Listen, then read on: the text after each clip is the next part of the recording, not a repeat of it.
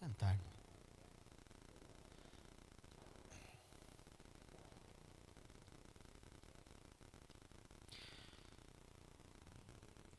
Irmãos, eu escolhi a imagem da cobra para colocar ali, da serpente. E a declaração que ela fez para começar tudo isso. É claro que vocês não morrerão. Entre essas palavras ali, nas entrelinhas, ela está dizendo: Deus mentiu. Porque Deus havia dito para eles que se eles comessem do fruto, eles morreriam. E a serpente disse: capaz, não vão morrer nada. Vocês vão ser igual a ele. Mas o fato é que eles já eram igual a ele. E essa era a raiva de Satanás. Nós vamos ler uns textos aqui, a maioria já ouviu esses textos. Ele virou Satanás, ele deixou de ser um querubim ungido, virou Satanás quando ele disse no seu coração: eu subirei às mais altas nuvens e serei semelhante ao Altíssimo. Aí ali se achou iniquidade nele, ele foi expulso de lá. Aí Deus vem à terra, do barro faz um ser, sopra nele o seu espírito e diz: façamos o homem a nossa imagem e semelhança. Aí ele pensou: não, eu fui expulso porque queria ser semelhante, agora do barro você faz e diz: será semelhante a mim? Aí ele veio e deturpou o entendimento. Ele sabia que se eles cometessem aquilo, eles deixariam de ser, perderiam essa condição de imagem e semelhança plena de Deus. Óbvio, né, irmãos, não em poder, autoridade, há atributos que só Deus tem, é óbvio, né? A gente fala de imagem e semelhança no sentido de caráter moral, de imortalidade, ausência de pecado. Essa era a imagem e semelhança. Mas Satanás veio e deturpou isso. Então ele rompeu o propósito de Deus, que era que a gente fosse inculpável à sua imagem e semelhança. Então a primeira coisa que o pecado fez, como a gente vai ver, é destruir essa imagem original de nós como a semelhança de Deus. Ele fez isso com uma mentira. Por isso que Jesus disse que ele é o pai da mentira. Então existe uma coisa que Deus não criou, que foi a mentira.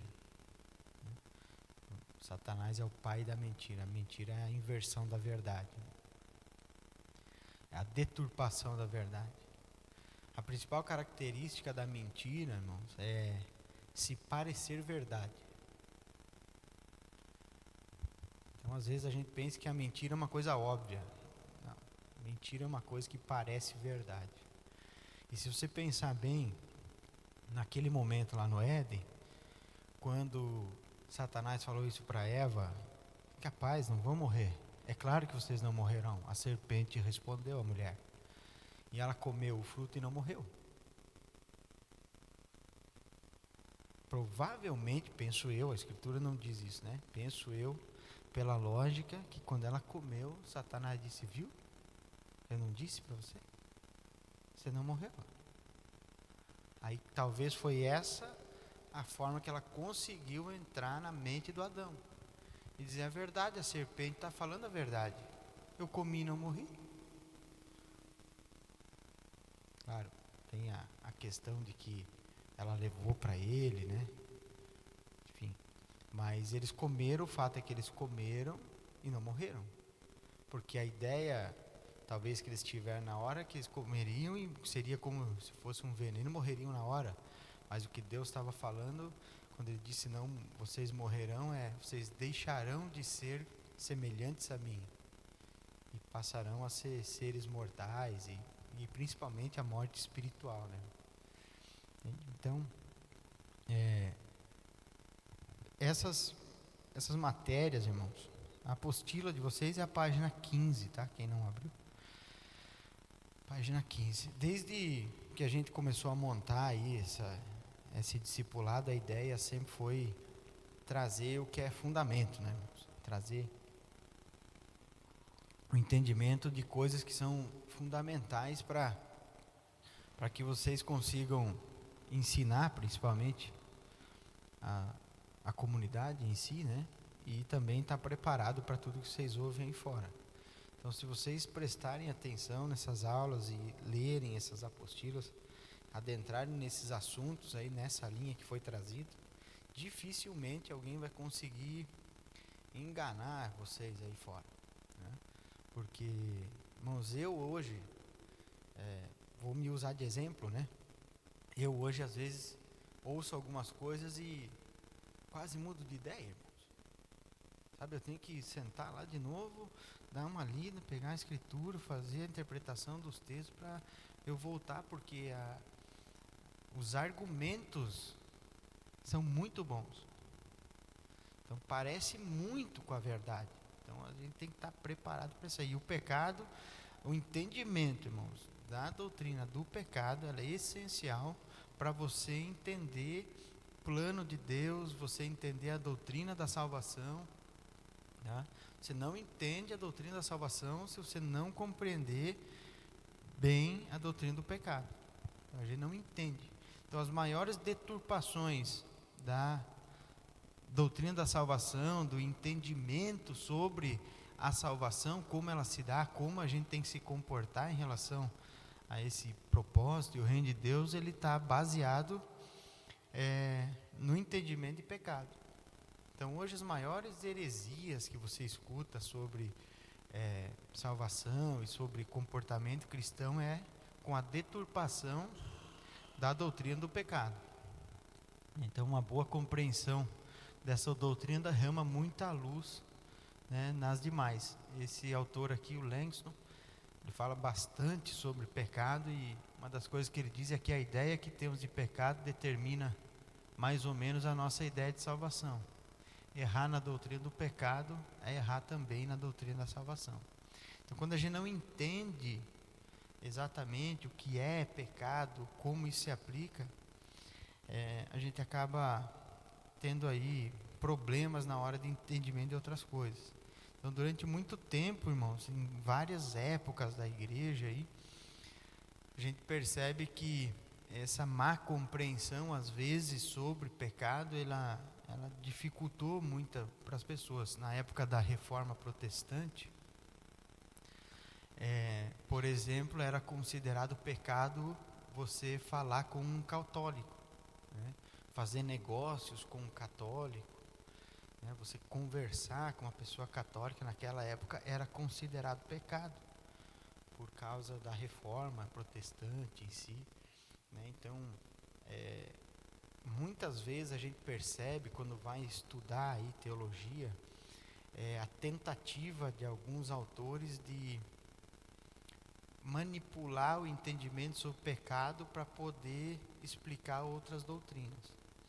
Então, e fora outras situações que a gente ouviu e vivenciou na história, né, da igreja, por exemplo, eu me lembro quando era pecado tomar Coca-Cola, porque os irmãos achavam que ao contrário do nome Coca-Cola estava escrito diabo, né, sendo que o nome em inglês não tem nada a ver com o português.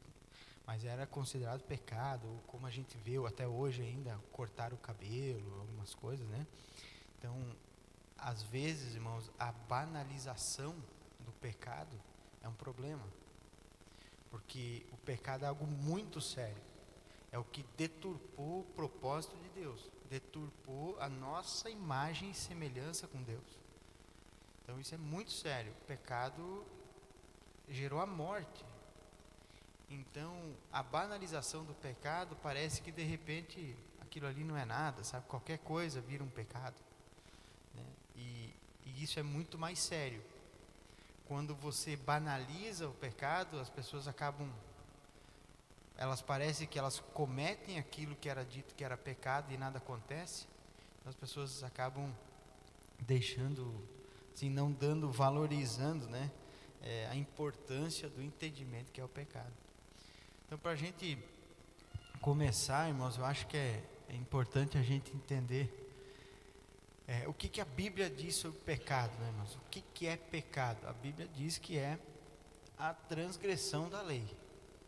Então, pecado É a transgressão da lei. Isso que a Escritura diz, né? Lá na apostila, isso aí. Página 16. Deixa eu ver se é aqui. 16, isso. Algum irmão é oculista aí? Eu estou precisando de um óculos. 16. Eu tenho um óculos lá, irmão, mas ele tá... O cachorro mastigou ele assim, tá bem esquisito. Então o pecado, irmãos, é a transgressão da lei. Aí isso aqui, se a pessoa não fazer, não entender de hermenêutica, não aprender hermenêutica, que é o que a gente já estudou aqui, de que a Bíblia explica a Bíblia, e que você não pode interpretar um único versículo sem entender o contexto todo. Daí se você olhar que o pecado é a transgressão da lei, tu já vai dizer que você tem que guardar o sábado, que tem que circuncidar. Então, aí a gente tem que ter entendimento das coisas e estudar todo o tema, senão a gente faz uma grande confusão. Então, o pecado é a transgressão da lei. Mas daí lá em Romanos, que é a carta, alguns dizem a carta do pecado, Paulo usa de uma retórica fantástica do grego para falar sobre esses temas. Com certeza é um dos escritos mais sensacionais de retórica da história da humanidade. Se for estudar a carta aos Romanos, estudar o grego, depois nós vamos falar um pouquinho, que eu quero explicar uma situação aqui para os irmãos sobre o pecado, a forma com que o Paulo usou da redação do grego e as literalidades que ele usou é sensacional para explicar. Então a carta aos Romanos, Paulo fala muito sobre o pecado e explica muita coisa.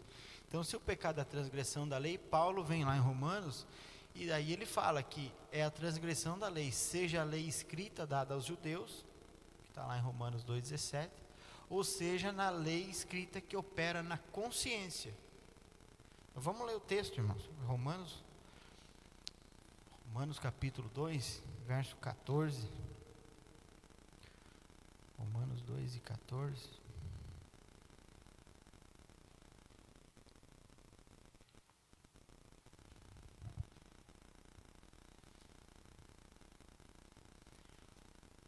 Romanos 2 e 14. Eu vou ler na nova versão transformadora, NVT. Romanos 2 e 14, Paulo vai falar exatamente sobre essa questão de que o pecado é a transgressão da lei, mas não só a lei dada aos judeus. Porque antes de Deus dar a lei através de Moisés, já existia pecado e não existia lei.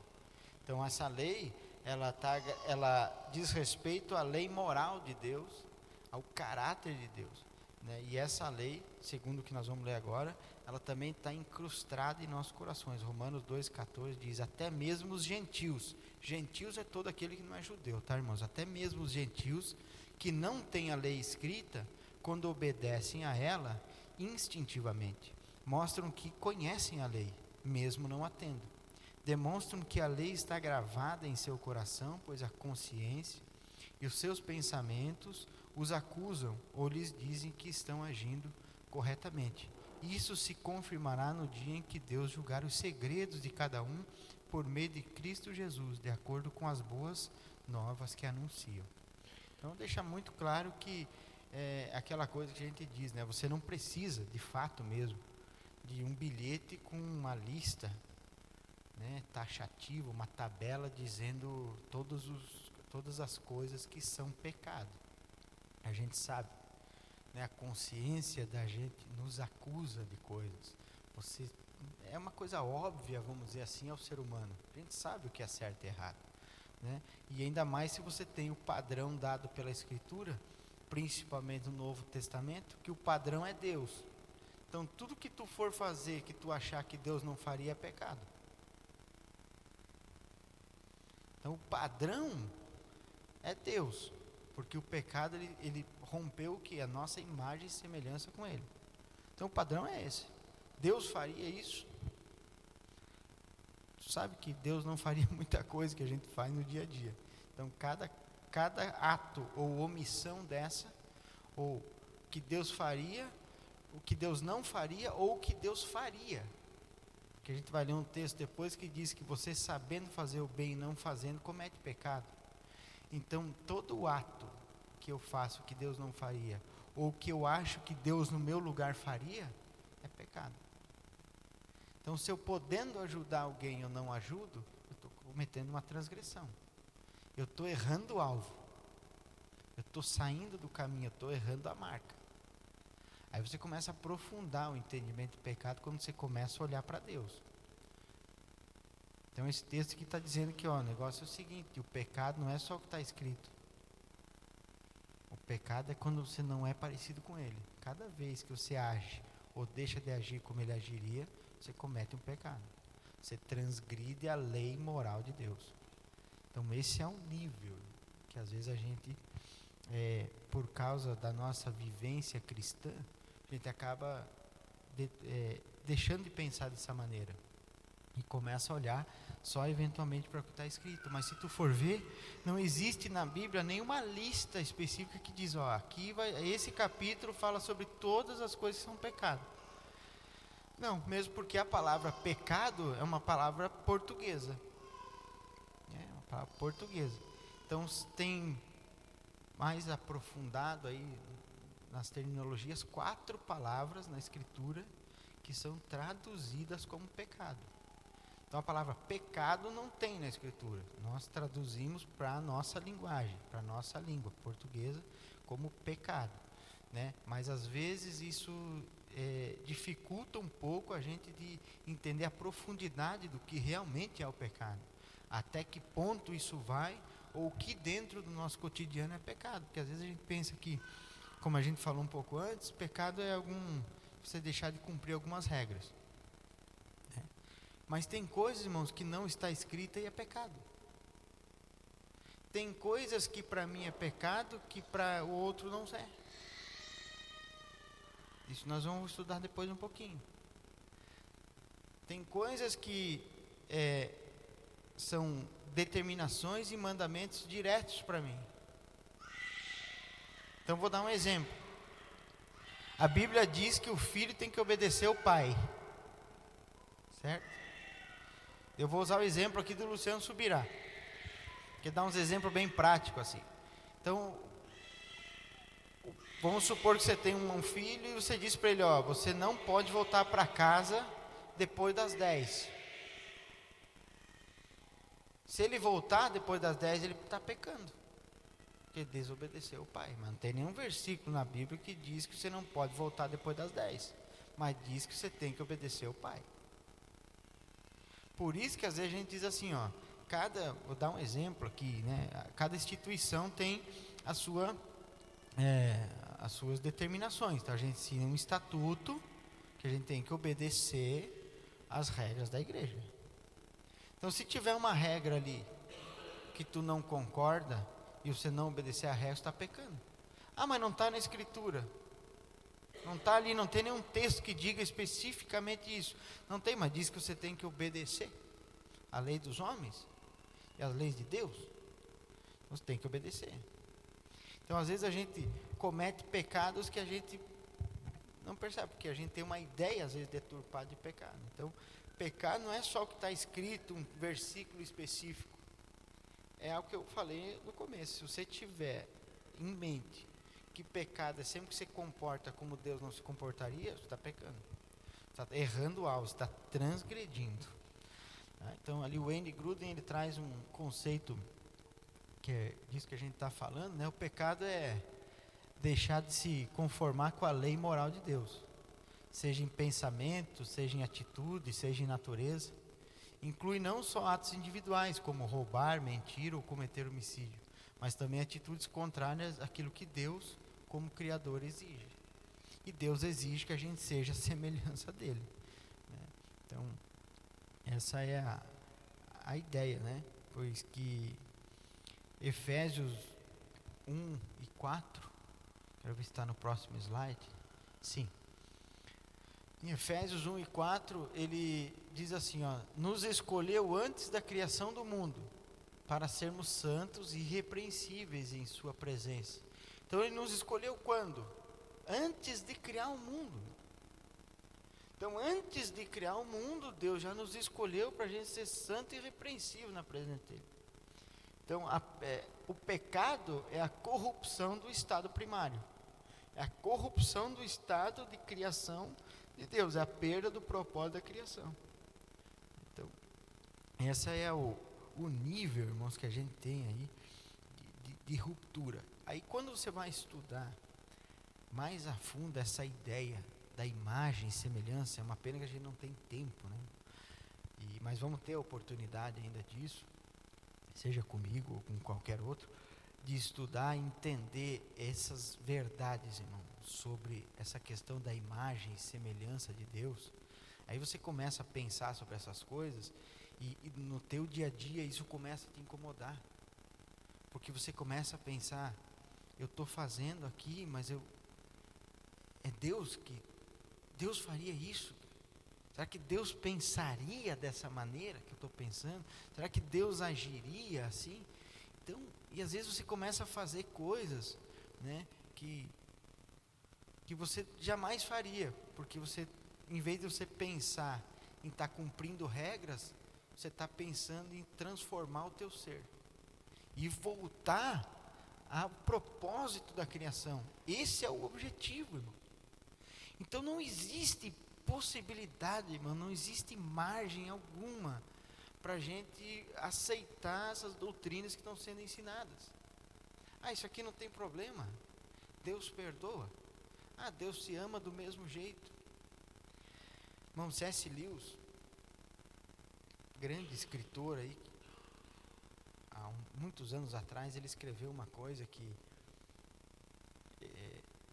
foi pelo Espírito de Deus, eu não tenho dúvida, ele não tinha ideia, né, do que aconteceria hoje, mas pelo Espírito de Deus ele escreveu assim, que chegaria um tempo em que o amor se transformaria em Deus, porque Deus é amor, irmão, mas amor não é Deus.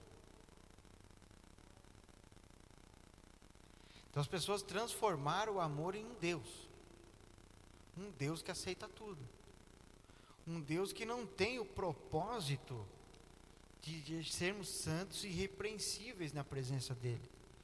O amor se tornou um Deus que não pensa em transformação de pessoas. Então você começa a observar os ensinos e as pregações aí fora, eles começam a misturar o reino de Deus com um propósito mundano, com riqueza, com um monte de coisa. E quando eu falo de santidade, irmão, é nesse nível. Não é nível de hipocrisia, de exterioridade. E quando eu disse que a igreja banalizou o pecado com regras humanas, não foi por mal, foi na tentativa de controlar. Nós já falamos isso aqui na outra aula. A igreja começou a crescer muito e eles não tinham condições de estrutura para preparar as pessoas que iam ficar cuidando das congregações. Então eles não tinham condições de dar seminários e escolas bíblicas. Então eles tiveram que criar formas mais rápidas e fáceis de tentar manter um mínimo de coerência no povo de Deus. Mas isso acabou com o tempo que foi banalizado o pecado. E as pessoas começaram a olhar para santidade como uma coisa muito fácil de fazer. Porque simplesmente trocar de roupa ou não cortar o cabelo é fácil. Entende? Eu não estou julgando as pessoas, eu vivi isso, mas vocês entendem o que eu estou dizendo para vocês? Que é uma forma muito fácil de não pecar. Agora, se eu começo a pensar que sempre que eu não faço o que Deus faria, né, ou faço uma coisa que Deus não faria, eu estou pecando, a minha vida tem que mudar, irmão. Minha vida tem que mudar. Se eu estou entendendo essas coisas, a minha vida tem que mudar de alguma maneira. Não tem como. Então, por isso, irmão, que a terminologia das palavras, nós vamos estudar um pouquinho aqui, vou falar um pouquinho sobre 3 das palavras que são traduzidas como pecado, mas a que mais é recorrente na Escritura traduzida como pecado é uma palavra que é ratá, que é perda da marca, errar o alvo, desviar do caminho. Significava isso. Então, quando um arqueiro ia atirar um alvo e ele errava o alvo, eles diziam ratá. Ratá, errou o alvo. Ou alguém se perdia e vinha por um caminho no deserto e se perdia no deserto, e naquela época não tinha GPS, né, irmão? Se você perdesse, tu morria. Então, por isso que muitas vezes as escrituras eles falam, esse é um caminho que leva à morte, porque se perdeu. A pessoa se perdeu no caminho, errou o caminho, se desviou do qual caminho? Esse caminho aqui, que era a ideia de ser a imagem e semelhança de Deus. Irmão, tem 3 palavras na Escritura que são traduzidas principalmente como pecado. Tem uma outra, que é uma 4ª palavra, mas ela tem um significado hebraico um pouco mais complicado, a gente precisaria uma outra hora. Mas são 3 principais. E essas 3 que eu vou falar estão no Salmo 51. Vamos dar uma olhadinha no Salmo 51, no verso 1 e 2. Salmo 51, verso 1 e 2. Quando a gente começa a entender essas palavras, irmão, a gente aprofunda um pouco mais ainda o entendimento aí sobre o pecado. Salmo 51, clássico, Salmo 51 do Davi, né? Verso 1 e 2.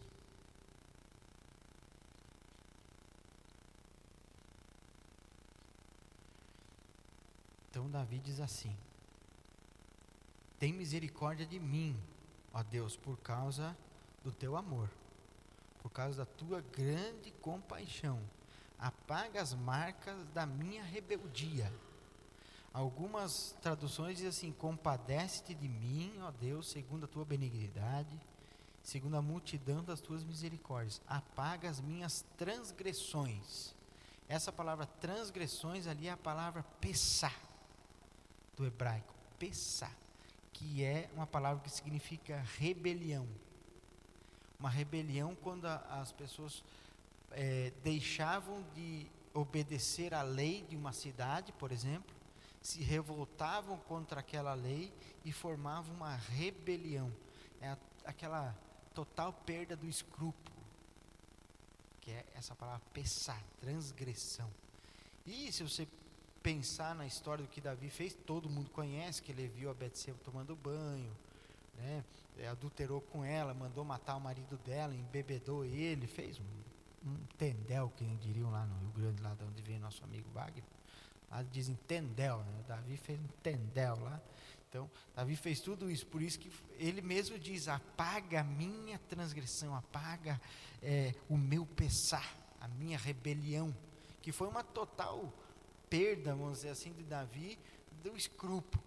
Isso é o pesar. Essa palavra, transgressão, às vezes é traduzida como pecado, porque para nós, se você falar transgressão, você já vai se ligar, né, em pecado.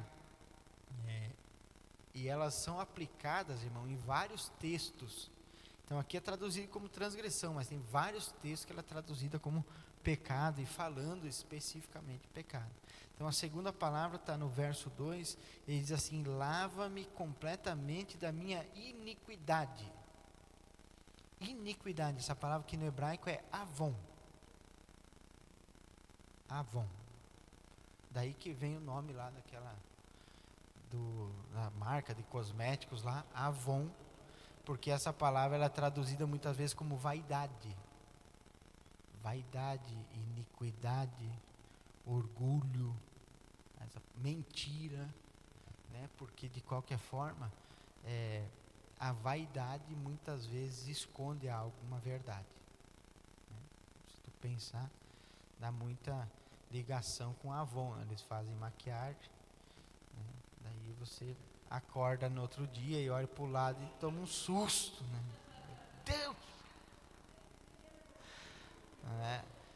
Com a minha esposa nunca aconteceu, porque ela tem 20 aninhos, né? Ela não precisa nem de maquiagem, né?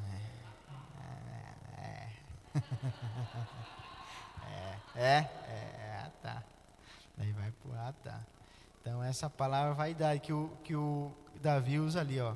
Lava-me de toda a minha culpa, purifica-me do meu pecado. Isso está na NVT, ela já traduz como pecado, ó, purifica-me do meu pecado. A Nova Almeida atualizada diz, lava-me completamente da minha iniquidade, que é essa palavra avon. Iniquidade, irmãos, é você fazer algo também deliberadamente, sem lei. É quando você sabe que está fazendo, mas não está nem aí, faz do mesmo jeito. Isso é iniquidade. Então, tem muito texto na Bíblia que fala muito assim, pesadamente contra a iniquidade. Porque a ideia de iniquidade, irmão, ela é mais pesada que a ideia de perder a marca. Porque você, quando você erra o alvo, você está tentando acertar. Ou pelo menos está olhando para o alvo. E a iniquidade, você simplesmente não olha mais para o alvo e simplesmente faz deliberadamente alguma coisa. Mente deliberadamente, né? Ela é traduzida também como mentira. Essa palavra avon é também traduzida como mentira, muitas vezes. Aí depois ele disse, lava-me, apaga as manchas da minha rebeldia, lava-me toda a minha culpa. Essa culpa também é traduzida como avon, né? E daí depois ele diz, e purifica-me do meu pecado, que é o ratá, que é essa errar a marca. Então você vê o que Davi está dizendo, eu me rebelei, né? A minha rebelião fez com que eu agisse com iniquidade, porque ele se rebelou, então ele agiu com iniquidade deliberadamente, sem escrúpulo, fora da moral, e isso fez com que ele errasse a marca, que ele saísse do caminho, se desviasse do caminho, né? Mas aí Davi traz essas 3 palavras. É interessante que ratá é perder o caminho, né? Avon é iniquidade, é se transformar em uma mentira, né? Deturpar a verdade, a vaidade deturpa a verdade, e o pessá, que é a rebelião que leva à morte, né? E o caminho, né? A mentira e a morte. Aí vem Jesus em João 14,6 e diz, eu sou o caminho, a verdade e a vida. Então Jesus ele está claramente dizendo palavras que são bem contrapostas a esses 3. As outras palavras são traduzidas como pecado. Se você errar o caminho, eu sou o caminho. Se errar a marca, eu sou a marca. Se você se transformou em alguém que não é o quem você realmente é, se você virou uma mentira, eu sou a verdade. E se isso tudo te levou à morte, eu sou a vida. Então eu sou o caminho, a verdade e a vida. Para todos aqueles que erraram a marca, que erraram o caminho, que se transformaram em quem não era, né, e que estavam se sentindo mortos, Jesus é o caminho para tudo isso. Então, quando a gente começa a olhar para essas coisas, irmão, entender essas traduções, eu começo a olhar para o mundo dito gospel hoje e não me assusto porque está profetizado, mas me vem um peso de preocupação com o que nós vamos fazer em relação a isso. Pessoas que deliberadamente usam a igreja, né, e não pensam em transformação de entendimento, de comportamento, e simplesmente depois saem carregando o nome, né, e ensinando coisas completamente contrárias a essa ideia de pecado. Isso aqui, irmãos, é coisa básica, é simples. Eu enxuguei a apostila o máximo possível para não ficar tão longa, porque se for falar de pecado, irmão, tá? Eu tenho 200 páginas de anotação lá sobre pecado. Até eu cometi uma falha, tem uma parte aqui dessa capítulo do pecado que eu não coloquei um ponto que tem que ser colocado, que é quando fala de Romanos 7. Depois nós vamos falar um pouquinho sobre isso. Porque é muita anotação, então eu fui enxugando, tirando, porque isso aqui é muito extenso, é muito sério. Às vezes a gente não quer falar de pecado, por quê? Porque confronta. Mas confronta mais ainda, irmão, quando você entender que a ideia é não pecar mesmo. Não é Ah, beleza, não tem como, então eu sei que eu vou pecar, mas eu vou tentar não pecar. Não, irmão, a ideia é não pecar mesmo. A ideia é não errar o alvo. É não se rebelar, é não transgredir, essa é a ideia. E o pior, você foi capacitado para isso. Então não tem desculpa, irmão. Ah, mas o pecado habita em mim. Sim, habita, mas nós somos capacitados para isso. É isso que a palavra de Deus diz.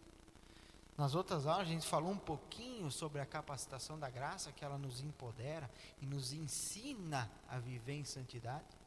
Então, às vezes a gente tem a ideia de que, beleza, eu tenho que viver uma vida de santidade e que eu tenho que tentar não pecar, mas se eu pecar está tudo bem, porque João disse que se eu pecar tem um advogado no céu. Então, se você estuda um versículo separado, você acha que ele está dizendo que está tudo bem. E não está tudo bem, irmão. Não está. A ideia do Novo Testamento é o que o povo não tinha antes. Antes eles não tinham a possibilidade. Era muito mais difícil. Não ter a possibilidade é muito forte, mas era infinitamente mais difícil não pecar. Mas o Novo Testamento nos deu uma novidade de vida. Nos tirou da escravidão do pecado. Então não tem essa de, beleza, eu fiz, mas Paulo disse, o bem que eu não quero, o bem que eu quero eu não faço, o mal que eu não quero, esse sim eu faço. Até Paulo falava assim, está tudo certo. Então Paulo não disse isso, irmão. Depois nós vamos falar sobre isso. Paulo não era assim. Ele não estava falando dele. Então não tem desculpa, irmão. E a igreja está pregando aí fora que está tudo bem se você fizer uma coisa errada. Está tudo bem porque o pecado habita em nós, ele habita em nós, mas nós não somos mais escravos dele. Nós somos empoderados pela graça de Deus, nascemos de novo, com o poder de não transgredir. Então esse é o nível. Ser semelhante a Deus e ter poder para não transgredir. Então não tem desculpa, irmão. Mas não é fácil. E você não se transforma de um dia para o outro num super cristão que não peca. Isso é progressivo, como a gente estudou no outro capítulo. Isso é progressivo, é um amadurecimento. E amadurecimento não vem com tempo, vem com posicionamento, irmão. Então não é estar 50 anos aqui dentro. Não é você esperar 20 anos, 10 anos de cristão, de crente, para você ter a capacidade de não pecar. Não, é posicionamento. Eu vou entender essas verdades e eu não vou mais pecar. Eu não vou mais fazer. Vai ser difícil? Óbvio que vai. Por isso que Jesus disse, o meu jugo é suave e o meu fardo é leve. Ele não disse que não tinha. Ele disse, aquele que quiser vir após mim, pegue a sua cruz e siga-me. Ele não disse, não, beleza, daqui a tua cruz que eu vou levar. Não. Pegue a sua cruz. Então, tem esse posicionamento, tem que ter. Maturidade vem com posicionamento, não com tempo. Tem gente que fica 40 anos na igreja e parece que não aprendeu nada. Não porque não teve oportunidade, mas porque não se posicionou nesse sentido. Então, isso, irmãos, isso é um encorajamento. Para mim, isso é um encorajamento. Quando eu olho para o Novo Testamento, eu vejo que nós somos capacitados, que o alvo é não pecar, e eu fui capacitado para isso, e que ele diz, olha, eu sei que não é fácil, porque eu vivi aí. Jesus viveu aqui, irmão. E ele não viveu um teatro. Quando o diabo foi tentar ele no deserto, não foi um teatro. Jesus não fez de conta. Não, irmãos, ele teve ali, não foi fácil para ele também. Então ele sabe disso. Então ele sabe que não é fácil. Só que não tem desculpa, é porque não. Beleza, eu não consegui. Eu errei o alvo, mas eu estou querendo acertar. É diferente da rebelião, é diferente da iniquidade. Então, isso não é para a pessoa se culpar, mas para a pessoa entender o propósito e a capacitação que ganhou. É isso que a gente tem que entender. E o que muita gente não entende, irmão, é que existe duas faces da consequência do pecado. A primeira que é a morte espiritual, condenação eterna, pecado diante de Deus. Então, tudo que a gente faz diante de Deus não tem tamanho. Então, se eu matar alguém ali, cortar a cabeça de uma criança ali,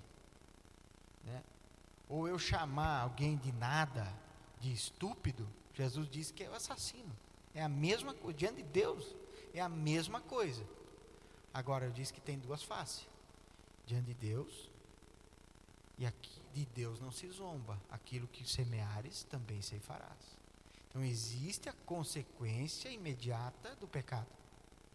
Tem gente que esquece isso. Diz, não, Deus perdoa, Deus é amor. Beleza. Deus não olha mais para mim como um pecador. Ele olha para Cristo. Jesus riscou a cédula que era contra mim e cravou ela na cruz. Só que tudo que eu fizer, eu vou responder. Ele disse, ele julgará cada um de vós pelas suas obras. Então não estou falando de salvação, nós somos salvos por obras. Efésios 2 diz, vós sois salvos em Cristo Jesus para boas obras.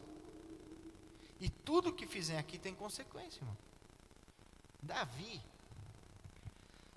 ele quebrou basicamente 4 mandamentos dos 10, quando ele fez aquele negócio com a Betseba. Então ele quebrou basicamente 4 mandamentos dos 10. Eu até anotei aqui: não matarás, não furtarás, não adulterarás e não cobiçarás a mulher do próximo. 4 mandamentos dos 10. Bom, Deus perdoou ele. Ele se arrependeu verdadeiramente. Deus disse, tudo bem. Teu perdão, teu arrependimento é real. Porém, eu te perdoo. Mas teve 4 consequências. De cada um dos pecados, ele teve uma consequência. Então, foi 4 pecados, 4 transgressões, né? Então, daí Deus disse assim, ó: o filho do relacionamento adúltero vai morrer. Então, já foi 1. 2 Samuel 12, 14. A espada não mais se afastará da tua casa, o mal virá da sua própria família, e as suas esposas serão envergonhadas publicamente. Bom, em Colossenses diz que Deus não usa de favoritismo. Então não interessa se era o homem que é segundo o coração de Deus. Ele diz, tudo bem, Davi, você se arrependeu, eu vi teu coração, é verdadeiro, mas a conta está aqui, ó. Então tem gente que esquece disso.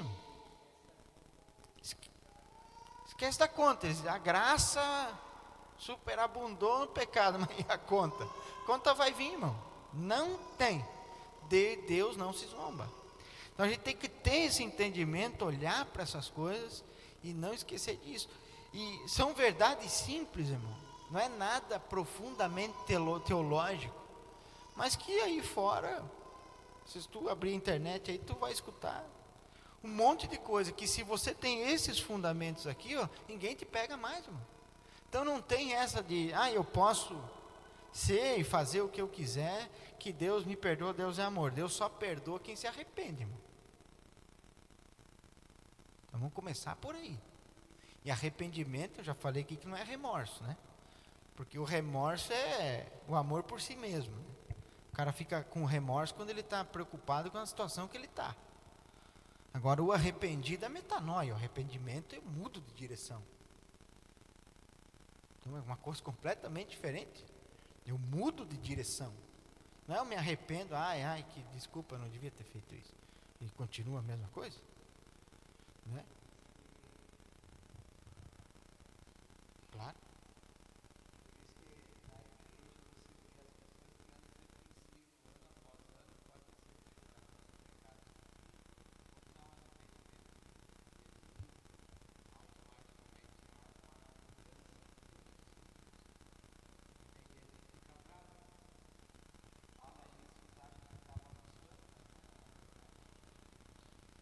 É o esclarecimento da verdade, né? Para que a pessoa compreenda isso.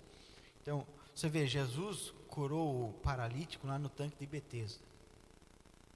Depois ele encontrou o paralítico no templo. Ele disse assim, não peques mais, para que não te suceda coisa pior. A gente tem que ter maturidade e sabedoria, irmão, e saber que nem tudo de ruim que acontece na vida de alguém é por causa de um pecado. Né? Não é tudo que acontece. A pessoa ficou doente lá, porque pecou. Não é tudo, irmão. Às vezes é uma consequência de, vamos dizer, natural. Às vezes é uma permissão de Deus, uma aprovação. mas muitas vezes é consequência de um pecado. Você pode ver coisas que acontecem, a gente passa por luta, provação, aflições, problemas, né? Não significa que todo problema que acontece é por causa de um pecado, mas muitas vezes pode ser.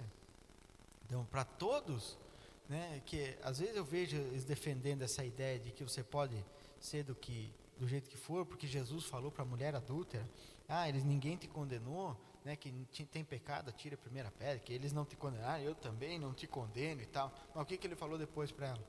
Vá e não peques mais. Então, ele disse, beleza, tá tudo certo, mas vai e não peques mais. Então a igreja se tornou especialista, irmão, em proclamar liberdade ao cativo. Jesus disse, o Espírito do Senhor está sobre mim, para proclamar liberdade ao cativo, dar vista ao cego e libertar o oprimido. Então nós ficamos especialistas em proclamar liberdade. A igreja ficou especialista aí fora. Proclamar liberdade, você está livre do pecado, beleza, mas estão continuando cego e oprimido. Porque eles não estão enxergando as coisas. Estão vivendo oprimido. De várias maneiras. Tanto os que vivem deliberadamente a iniquidade, como aqueles que vivem ainda buscando um legalismo. Pode ver com uma pessoa que é muito legalista, que busca muito a questão da regra, como ela vive oprimida. Ela está sempre com medo, sempre com receio. Então ela falaram para ela que ela teve o pecado perdoado, mas ela ainda está oprimida, porque ela ainda não enxergou. E se ela enxergar que pecado é a deturpação da imagem de Deus, que o propósito é ser semelhante a Ele, ele enlouquece. Ele pensa, meu Deus, não consigo nem cumprir meia dúzia de regras. Como é que eu vou ser semelhante a Deus? Porque eles não entendem. Então eles estão cegos, por isso eles vivem oprimidos. Então a gente tem que ser especialista em proclamar a liberdade do Evangelho, que é o que Paulo disse, a liberdade que há em Cristo Jesus, liberdade da condenação, mas nós temos que ter a capacidade de dar entendimento para que eles enxerguem e deixem de viver oprimido. Então tem gente que não entende essas coisas e vive oprimido com consequência de pecado. Porque daí não enxergou essas coisas ainda e vive nessa consequência aí de pecado o tempo todo.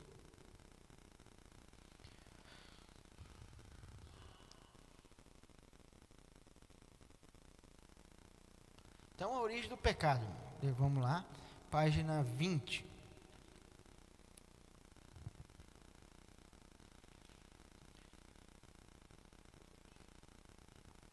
Ali no slide eu mudei um pouquinho a ordem, porque esses dois versículos aí de cima eu vou falar um pouquinho mais na frente, quando a gente falar ali do homem, né, a origem do pecado no homem.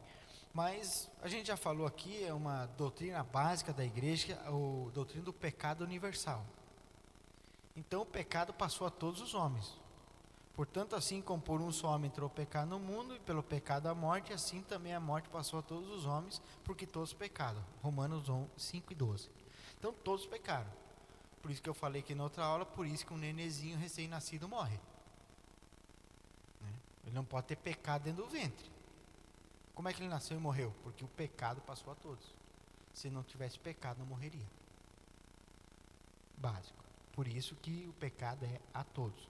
Tá? Mas assim, irmão, em relação a Deus, como é que surgiu, irmão, o pecado? Às vezes é uma pergunta que a gente se faz, né? Deus sendo todo poderoso, tendo controle de todas as coisas, né? Como é que ele deixou? Porque se eu pensar que Deus criou todas as coisas, será que Deus criou o mal também?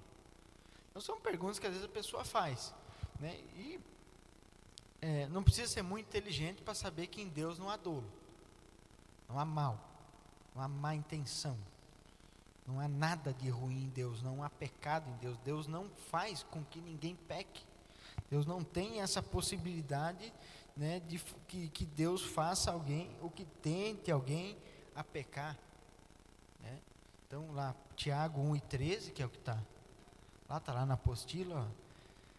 Ninguém ao ser tentado, ali no ponto que fala em relação a Deus, ninguém ao ser tentado diga, sou tentado por Deus, porque Deus não pode ser tentado pelo mal, e Ele mesmo a ninguém tenta. Então, não tem possibilidade, né, irmão? Aí, tem a pergunta lá, Deus criou o mal? Isaías diz, eu formo a luz e crio as trevas. faço a paz e crio o mal. Eu, o Senhor, faço todas essas coisas. Aí vem a pergunta, né, irmão? E aí? Ele mesmo está dizendo, eu crio o mal?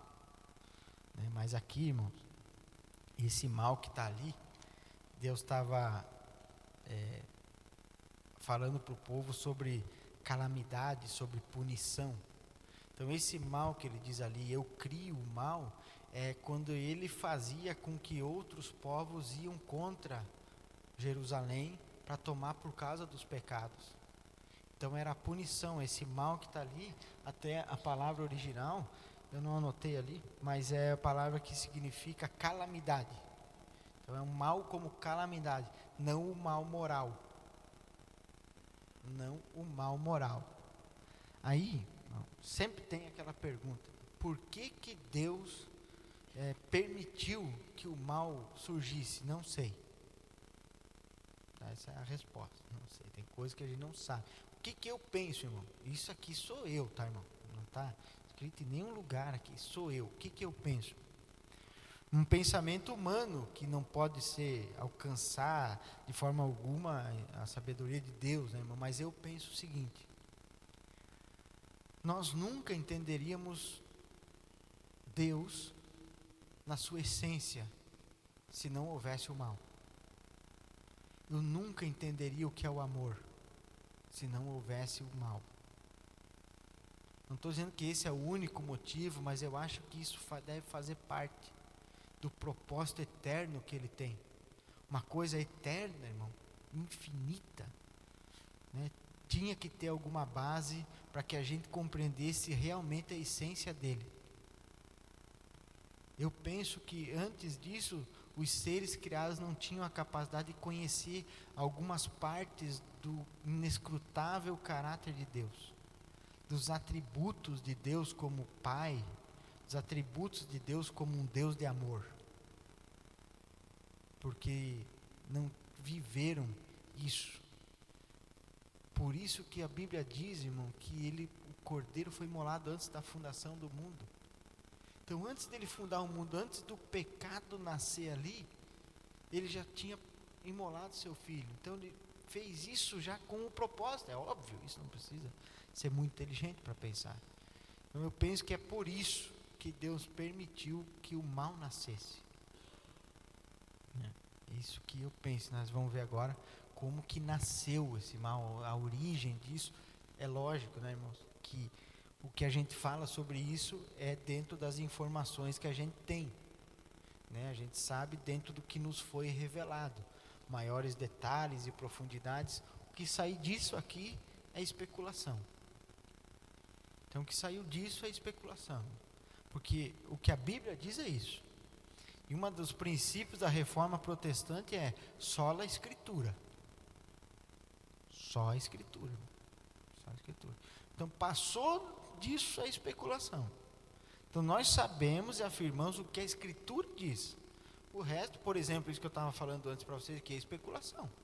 Eu estou especulando isso, a Escritura não fala que Deus permitiu para mostrar os seus atributos. Eu penso assim, que isso faz de certa forma sentido, mas com relação ao surgimento do mal, irmão, vamos abrir lá em Isaías 14, vamos ler esses textos aí. Quem não quiser abrir, pode prestar atenção que eu vou ler aqui. Isaías. Como surgiu o mal?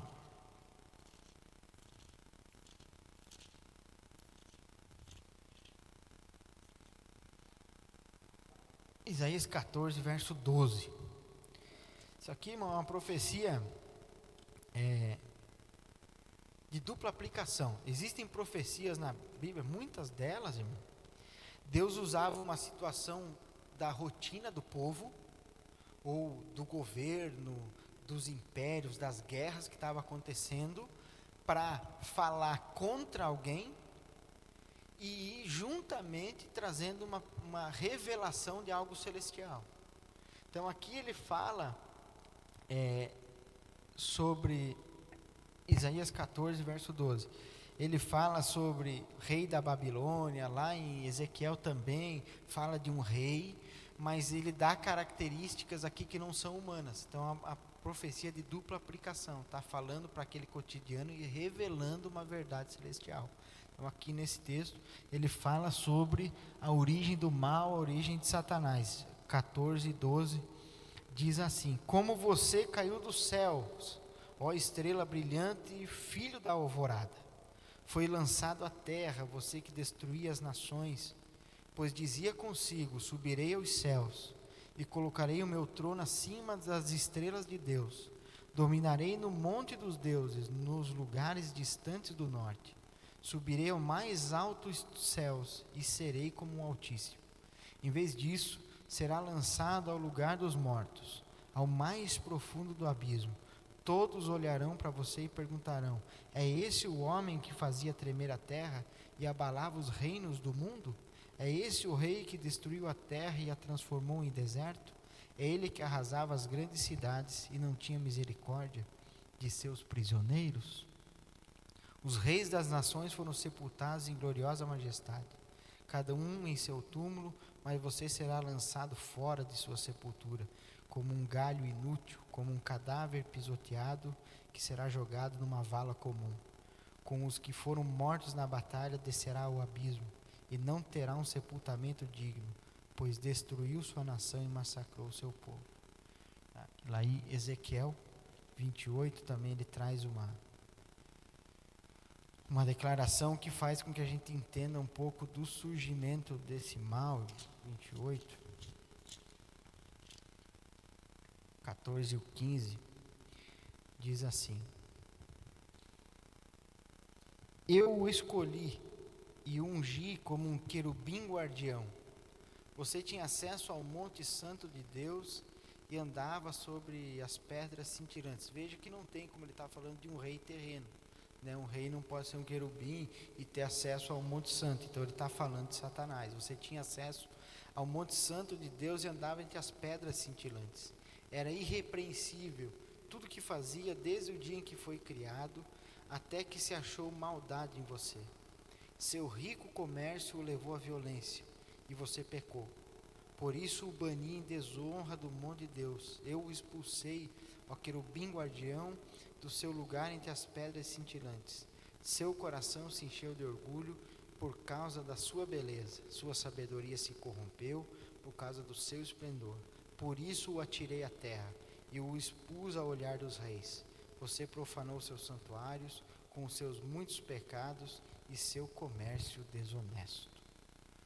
Então, fica muito claro, né, irmãos, que ele começou, na verdade, a fazer comércio no céu. Em Apocalipse, naquele texto ali, não vou ler, vocês podem procurar em casa se quiserem. Apocalipse 12, 3 e 4 e o 7 e o 9, ele fala de novo sobre essa situação aqui, uma visão que João teve de um dragão vermelho foi lançado do céu, levou uma terça parte dos anjos consigo, né, e foi lançado à terra. Jesus também falou: eu vi quando Satanás caía como uma estrela.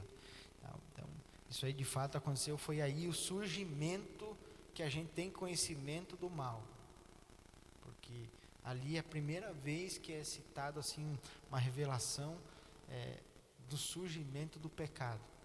Na multiplicação do comércio, ele era muito poderoso, muito belo, pelo que diz aqui, né?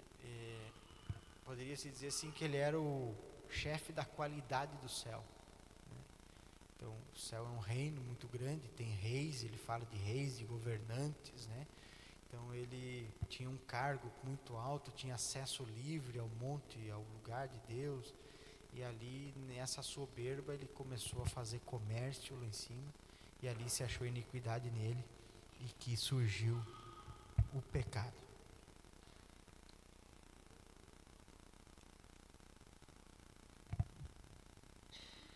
Cinco minutinhos só, irmãos. O surgimento do homem, a sombra do pecado está sobre cada aspecto da existência humana. Fora de nós, o pecado é o inimigo que seduz, por dentro compele-nos ao mal, como parte da nossa natureza caída. Stanley Orton, né? Então, a transferência do pecado que a gente falou antes, que o pecado passou a todos, né, nos reduziu a um estado de morte, como está lá em Efésios 2, esse texto tem na apostila. né? E a gente tem uma responsabilidade pessoal quanto a isso, tá? O que a gente vinha falando desde o início. Não tem essa de eu não consigo resistir, eu não tenho que fazer. Olha o que diz lá em Tiago: cada um é tentado pela sua própria cobiça, quando esta o atrai e seduz. Então a cobiça, depois de haver concebido, dá luz ao pecado, e o pecado, uma vez consumado, gera a morte. Então cada um é tentado conforme o seu próprio desejo, quando este atrai e seduz. Então a cobiça, depois de haver concebido, aqui ele está falando de pensamento. Quando você tem um desejo, um pensamento, se alimenta aquilo, acaba virando. É aquela coisa, o pensamento gera um desejo, o desejo gera uma ação, e essa ação muda o teu caráter. Isso é uma responsabilidade de cada um de nós. Então, isso aqui não é um teólogo que falou, foi Immanuel Kant. Ele fala: você só é livre quando faz o que não quer.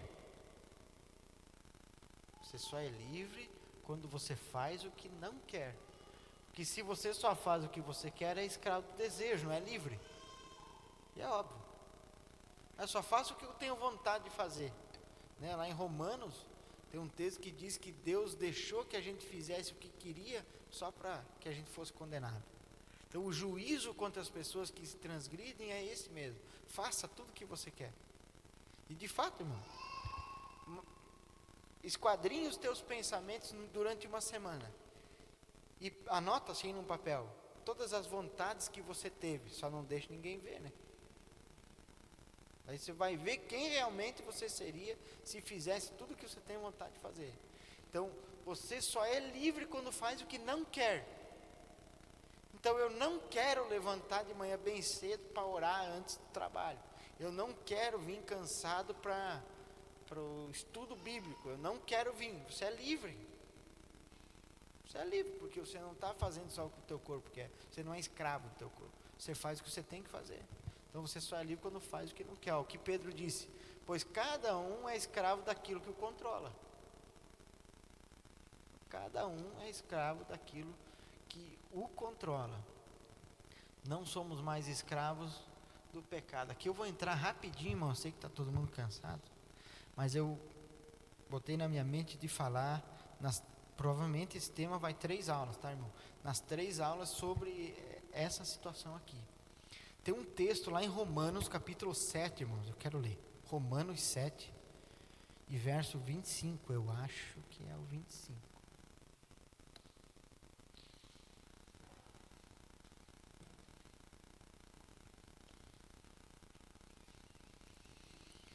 Na apostila, irmãos, eu coloquei um comentário sobre esse versículo, e eu esqueci de colocar a hermenêutica do texto, a interpretação do texto.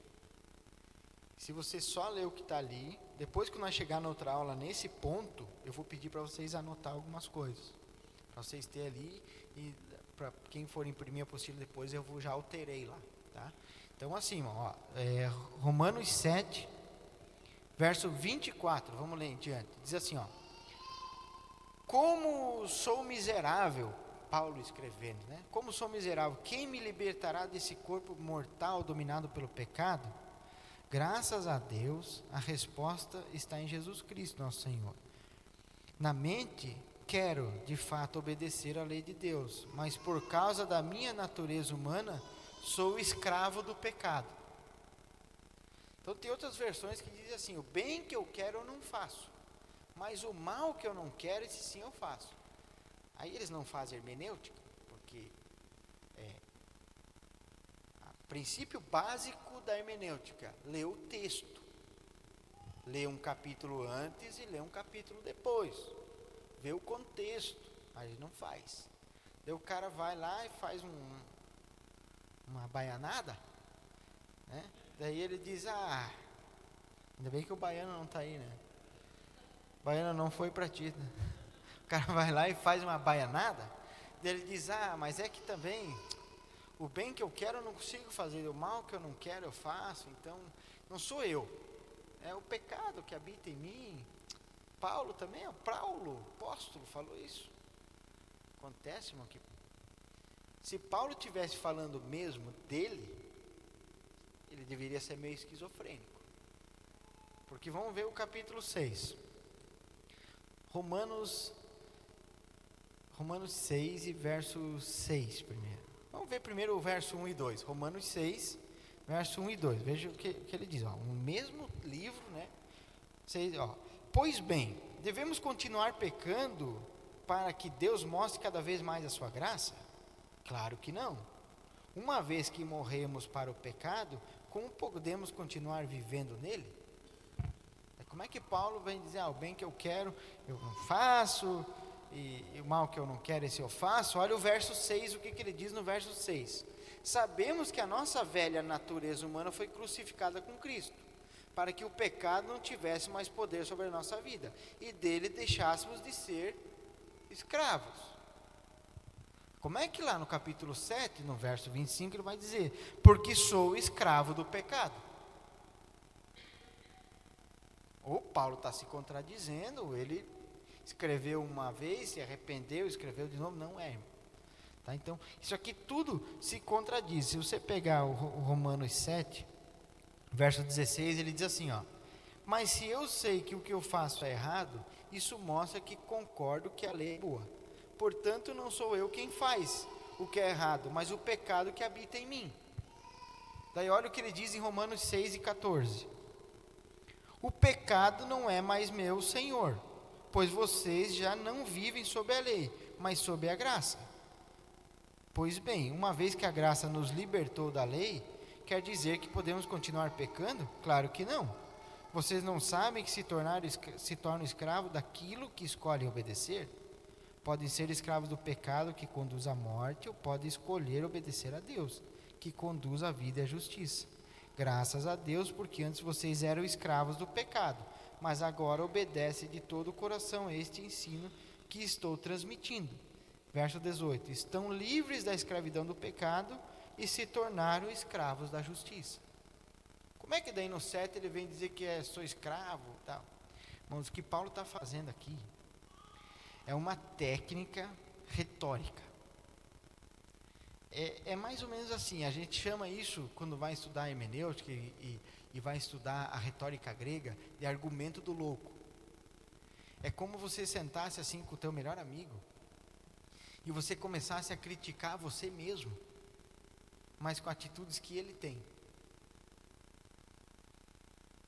Então é uma técnica retórica que Paulo usa, a mesma coisa que ele faz para se elogiar. A retórica grega, que eles eram muito bons nisso, eles usavam isso tanto para criticar como para elogiar. Por isso que Paulo diz assim, eu conheci um homem, não sei se no corpo ou fora dele, que foi ao terceiro céu e viu e ouviu coisas inefáveis. Está falando dele mesmo. Mas é uma técnica retórica para não falar de si mesmo e para não falar diretamente à pessoa. É exatamente isso que ele está fazendo aqui no 7. Porque não faria sentido, obviamente, no 6 ele vem falando, redação óbvia, dizendo vocês são livres do pecado, vocês não são mais escravos do pecado, nós somos libertos do pecado. Não ele deixa de estar, não, mas da escravidão. Vocês estão empoderados para não ser mais sujeitos ao pecado. Como é que no capítulo 7 ele vinha dizer, porque eu sou escravo do pecado? Ele está falando para alguns que se baseavam no seu pensamento antigo de judeu. Que o judeu pensava assim, eu não tenho como obedecer à lei, porque eu sou escravo da lei. A lei é condenação, é morte sobre mim. Mas daí alguns judeus se converteram, pensaram, não, agora nós temos Cristo. Eu continuo escravo do pecado, mas agora eu tenho Cristo. E Paulo está fazendo ali essa técnica retórica, falando de si mesmo, criticando eles. E isso, para quem leu o texto lá, eles entenderam, porque ele começa falando desde o início da libertação da escravidão do pecado. Era óbvio que ele não ia chegar no 7 mudar de ideia. Mesmo porque no 8 ele diz, agora vocês, portanto, nenhuma condenação há. Vocês não vivem mais na lei do pecado. Ele vos libertou da lei do pecado. A lei do Espírito que dá vida os libertou da lei do pecado que leva à morte. Então ele vem e faz mais um contraponto no capítulo 8. Então tem que cuidar com esses textos, irmão. Tá? Às vezes eu quantas vezes, irmão, eu preguei dizendo assim, ó irmão, não, fica tranquilo, de pessoas virem dizer para mim, ó irmão, eu não consigo me libertar de tal coisa, e é mais forte do que eu, não tem como. Dizer, irmão, não se preocupe, Paulo, irmão, apóstolo, ele mesmo disse, ao bem que eu quero eu não faço, eu não quero sim eu faço. Eu falei isso muitas vezes, irmão, até que eu aprendi hermenêutica, que daí tu vai ler o contexto, ver o capítulo antes, tu vai, opa, e tu vai aprender que Paulo usava retórica, né, para ensinar essas coisas. Então, para terminar essa aula é isso. As 3 aulas eu vou abordar um pouquinho isso aqui para a gente entender, tá? E daí quando chegar na apostila mais para frente, vai ter um texto que aborda esse assunto mesmo, tá? Só que daí faltou uma parte ali. Eu fui lendo e fui enxugando a apostila e acabei tirando uma parte ali importante. Tá? Só para não ficar na apostila, senão alguém depois vai estudar, vai dizer aqui, ó, o irmão está ensinando que está tudo bem se você pecar, porque Paulo também, né, não conseguia. A ideia é essa, irmão. Amém? Isso tudo é encorajamento, irmão. Encorajamento para que a gente saiba o nível que tem que chegar e que temos essa capacidade. Essa é a ideia. Amém, irmãos? O pastor vai orar por nós, vai dar uma palavra, vai fazer o que quiser.